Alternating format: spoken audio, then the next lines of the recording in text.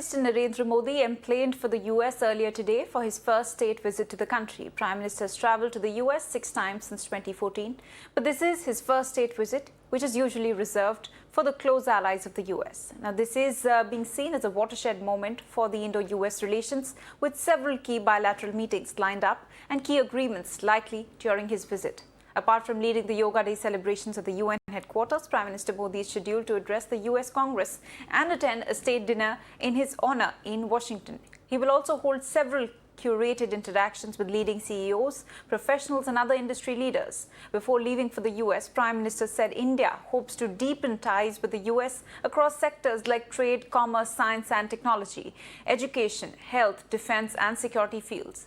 He added that his visit to the US will reinforce ties based on shared values of democracy, diversity and freedom.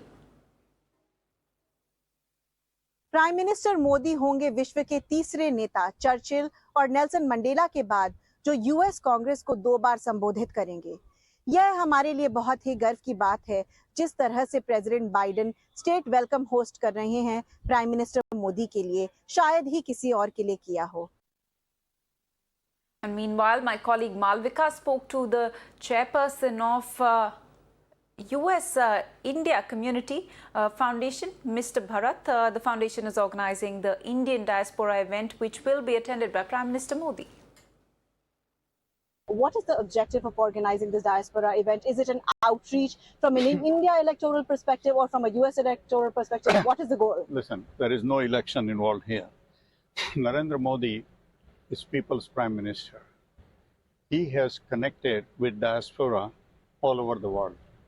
There are 33 million Indian Americans, not Indian Americans, I would say Indian diaspora all over the world, about 4.6 million in the United States. Every time he has come, he has always talked to the diaspora. He has always tried to learn from diaspora what we think about India.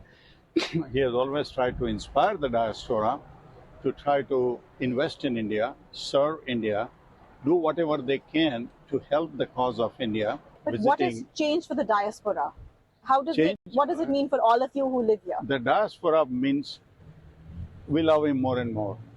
We see how India is progressing, how India's economy is progressing, how India's foreign exchange reserves are going, how so many industries are now trying to come into India, and what it will mean for people of India. Do you think that the diaspora will be able to motivate foreign investors to actually invest in India? Yes, we are already doing it, not just today.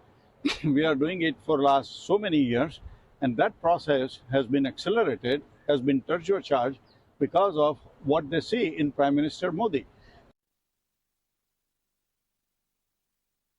On the diaspora's role in India's growth story. Remember that there are more than 4.5 million Indians who live in the US.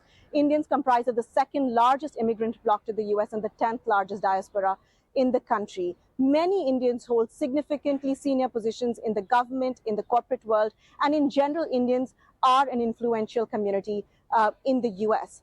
So it's not just in India, but I must mention that the diaspora has a significant role in the country's growth story. But even in the US, Indians have started to play an increasingly more significant role in the electoral outcomes. In the last election itself, in 3 states at least, the swing votes were decided by Indian voters. So Prime Minister Modi's address at the Reagan Center is not just going to be significant for India and its growth story, but for the US as well.